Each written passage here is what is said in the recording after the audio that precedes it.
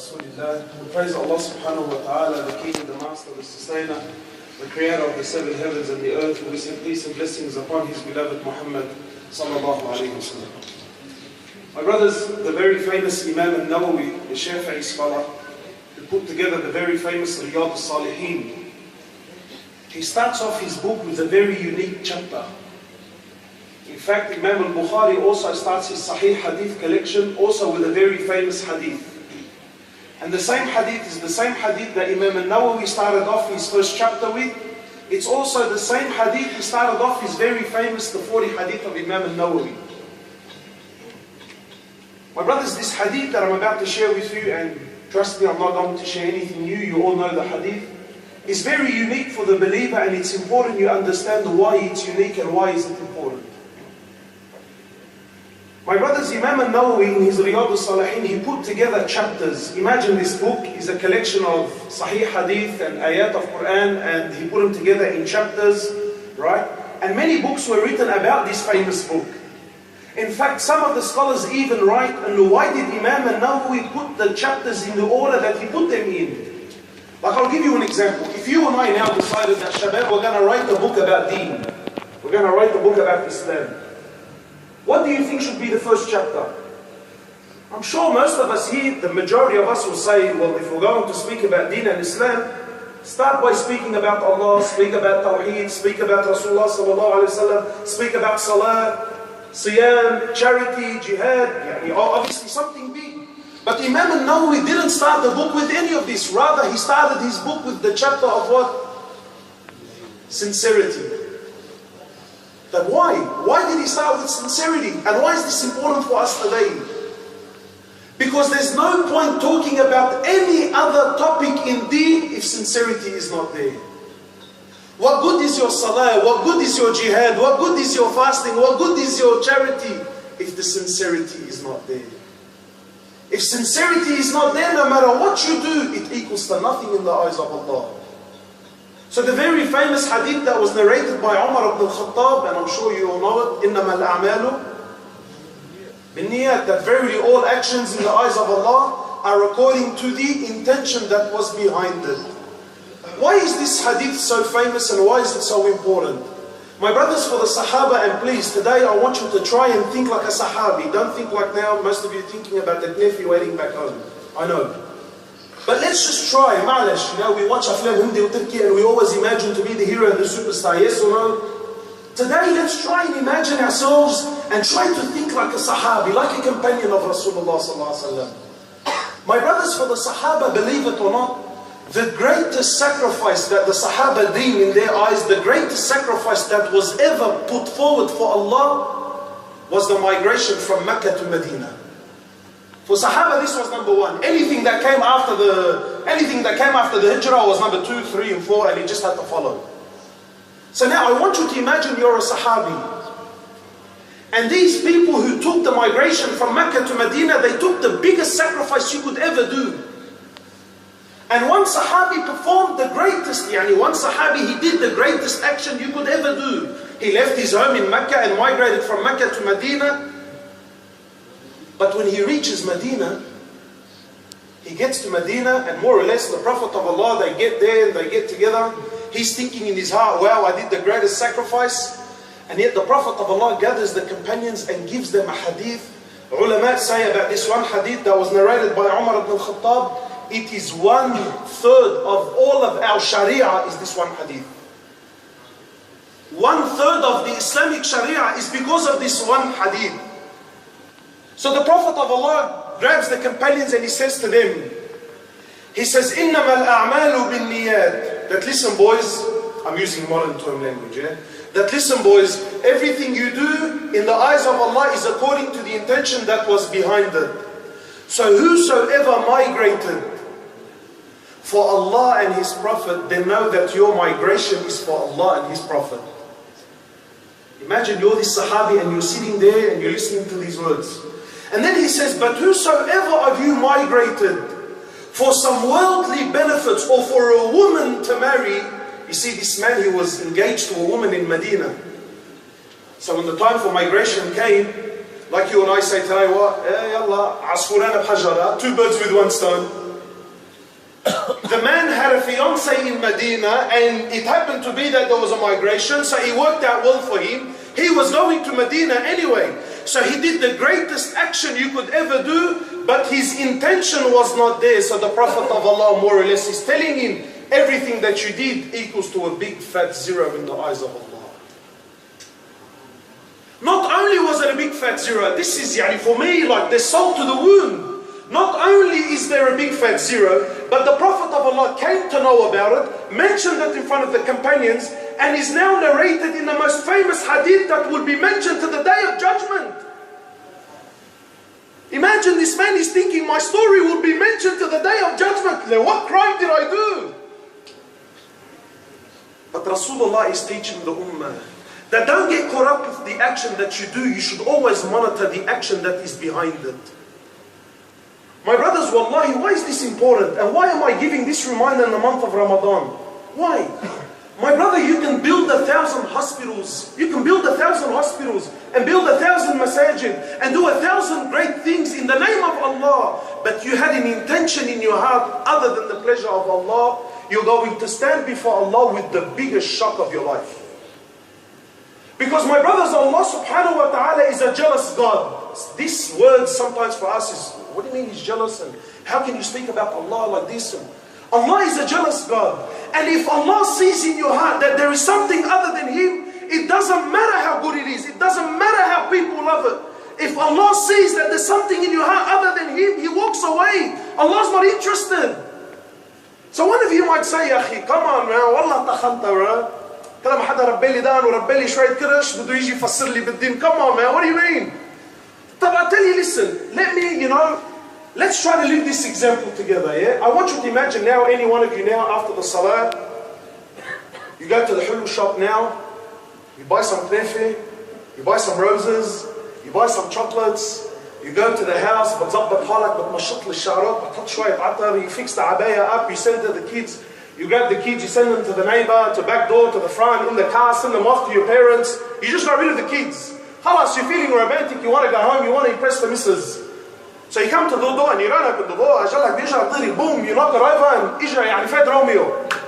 So you come in, you walk inside, you come to the missus, you turn on the candles, you put the boys to men on, you come to the missus and you sit next to her.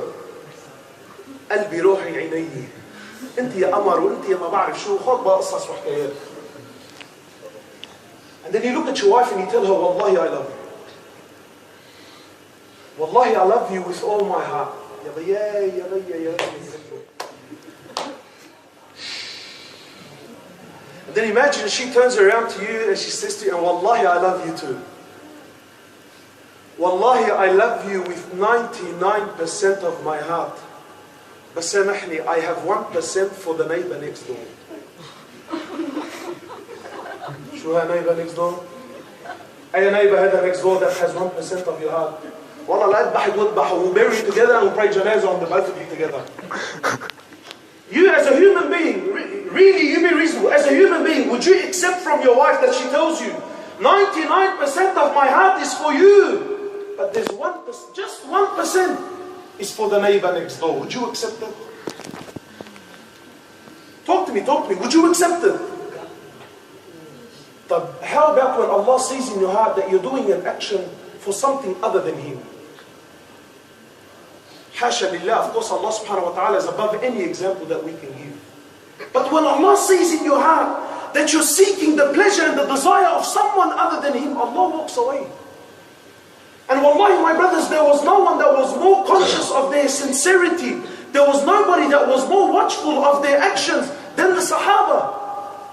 What made these people so special and so unique, my brothers? My brothers, in one of the battles, again, I want you to think like a companion with me, yeah? Think like a Sahabi. The companions are saying we were in one of the battles and one of the kuffar was making a mess of the Muslims. Making a mess. Mushrim, he was a real extremely brave and extremely powerful, and he was ripping into the Muslims left, right and center. And the Muslims are openly admitting that we couldn't take him on. So they said we started to worry, we started to panic. And then they said we're there, we're waiting for something to happen, and of all people, guess who comes along? The famous Ali bin Abi Talib radiallahu ta'ala anhu. My brothers, if you don't know this man, you have no idea what you're missing out on.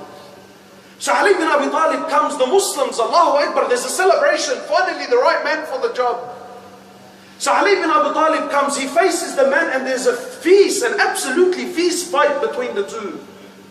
They said after a long battle, he finally brings the man down to his knees. The Muslims jump for joy, finally we got the man. And then they said, amazingly, we're watching the battle, Ali bin Abi Talib brings the man to his knees, raises his sword, looking at the man, and just at that very moment, they said the man spat in the face of Ali bin Abi Talib. You know, my brothers, don't think now we're sitting in this little musalla, we're going to go home to our kids and family. You know, sometimes someone cuts you off in his car and you just pray to God you can get your hands on the man. Sometimes your wife says to you, your wife, the mother of your children. You know, wallahi, I know people that divorce their wives over the most trivial things. Imagine this is a man in the heat of the moment fighting for the sake of Allah. This man has just killed other Muslims. I bring him down to his knees, then he spits in my face. So Sahaba are watching, they're thinking, what's going to happen? They said, Ali bin Abi Talib holding the sword, the man spits in his face. They said to our amazement, he lowers his sword, he leaves the man where he is, he turns around and walks away. Ajib, what's going on? So they come to Ali bin Abi Talib and they said, what happened, man? You had him. What went wrong? He says, wallahi, when I raised my sword, I raised it for Allah. But when he spat in my face, something entered my heart, and I feared that if I brought my sword down, I wasn't bringing it down for Allah, I was bringing it down for my nafs. So I left him and I walked away. Why do you do what you do, my brother? Why? Do you fast because everyone else fasts? Do you come to Taraweeh simply because, well, that's what everyone else does? Or is there an intention behind it? Are you seeking Allah's pleasure, my brother? والله أعوذ بالله من كلمة أنا. Don't you love this one? أعوذ بالله من كلمة أنا بس والله حجينا 3 مرات. شو يعني إذا حجيت 3 مرات يعني؟ وأنت مين عم بتسمع؟ Who are you telling that you've been to Hajj 3 times يعني? And really, who is so interested in how many times you've been to Hajj? And why are you boasting that you've been there 3 times? Sometimes, my brother, with a word you destroy 3 Hajj trips. That's 3 years of Hajj and over $30,000 in money going and coming back. You destroyed them with 1 word that came out of your mouth. You do what you do seeking the pleasure of Allah only, my brothers. Only. That's the only reason we do anything. Why? Because we're seeking Allah's pleasure. And you should be conscious of your heart all the time. One of the 7 that will be under the throne of Allah on a day when there is no shade except His shade is who? The Prophet of Allah, he says, the man whose left hand doesn't know what his right hand gave in charity. It was in secret. It was between him and Allah. So my brothers, I'm going to wrap up. Why is this important? Always renew your intention. And before you do any action in deen, ask yourself, why am I doing this? One of the scholars, he says, whenever someone used to knock my door, imagine, the scholar says, whenever someone would knock my door, from the time I got up to the time I went to open it, I would have made 70 different intentions in my heart. And Allah rewards you according to what? Intention. Allah doesn't reward you according to action. That's from His mercy and from His rahmah. So always renew your intention, my brothers. Sometimes you could do a very small action, but if you couple it with a large intention, then it's become beautified. And the opposite is true. You could do the greatest action, but a very small intention or nothing altogether, it becomes 0 in the eyes of Allah. So please, my brothers, always renew your intention and always be conscious about this. Now, two things before I end. Shaitan has already come to you like a sheikh, a mufti with a big amama and said to you, did you hear what the brother said? إِنَّمَا الْأَعْمَالُ بِالنِّيَّاتِ. You've been doing this great action for a long time. Now you notice there's a problem with your intention. So what does he advise you with? Leave the action. No, the scholars say no. The scholars say if you're doing a good action with a corrupted intention, keep doing the action and work on the intention. And the last thing, my brothers, is whenever you come to do something, beautify it with intentions. I'm sure many of you here, you pay rent. I pay rent. Every week when you come to pay your landlord, before you come to pay him, renew your intention. Say, Allah, I give you this in charity. Ya Allah, this is to stay away from haram. Ya Allah, this is to stay away from riba. then every dollar that you give has become what? Become sadaqah. You're filling up petrol in the car, you say, Allah, I'm intending all of this fuel, I'm going to spend it in your sake, taking my children to school and going to the masjid. Then every single liter that goes into your tank, you get rewarded for. You come to go to sleep, before you go to sleep, you do your afkar, you make your wudu, and you make niyyah, Ya Allah, I'm going to sleep so that I can wake up in the morning and worship you. Every minute that you're sleeping, Allah subhanahu wa ta'ala rewards you for, and I'm sure you catch my drift. May Allah subhanahu wa ta'ala reward you. Subhanakallahumma bihamdik. Ashhadu an la ilaha illa ant. Nastaghfiruka wa natubu ilayk.